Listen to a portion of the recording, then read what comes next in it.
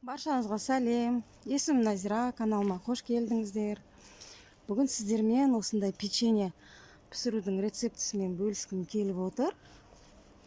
Өте дәмді болып шығады, және де жылдам, жарты сағатта пісіп шығады. Достар, егер каналыма тіркелмеген болсаңыздар, каналыма тіркеліп, лайк басып, достарыңызбен бөлісіп, қазақ контентінің дамуына үлес қосып қойсаңыздар, қатты қуанып қалар едім. Осылай менімен бірге осы печеньені пісіріп көріңіздер. Өте дәмді болып шығады. Менің немерелерім қатты жақсы көреді осы печеньені. Аптасына 2-3 мәрте пісіріп берем. Сіздер де осылай пісіріп көріңіздер менімен бірге. Бұл печеньені пісіру үшін көп нәрсе қажет емес. Бар болғаны 180 грамм сары май және 120 грамм сахарный пудраны екеуін жақсылап алдымен араластырып алып, сосын жұмыртқаны сарысын бөлек, ағын бөлек алып, сарысын қосамын және бір ас қасық какао, бір шай қасық қамыр қопсытқышын қосып, 250 грамм ұнды осылай шетінен кішкенеден қосып, жақсылап араластырып қамырымды дайындап алатын боламын. Оның бәрін бірден қосып жібермеңіздер, олай жасауға болмайды, шетінен қосу керек.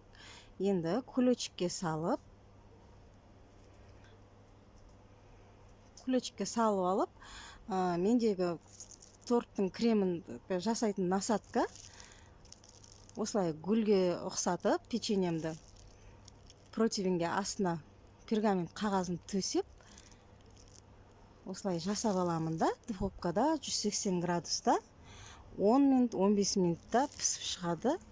15 минуттан артық ұстамаңыздар. Бұл печенье өте жылдам пісіп, дайын болатын печенье. Мінекей, мен печеньем пісіп дайын болды. Керемет, дәмді, ең бастысы жұп-жұмсақ, шаймен ішкенге керемет. Осылай жасап көріңіздер менімен бірге. Бұл печеньені жасау үшін көп уақыт кетпейді. Ары кетсе жарты сағатта дайын болады.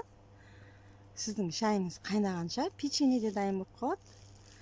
Видеомды соңына дейін көргендеріңіз үшін көп рахмет. Каналымда келесі кездескенше амандықта, саулықта болыңыздар. Ой пікірлеріңізді комментарий бөлімінде қалдырып жазып қойсаңыздар болады. Сау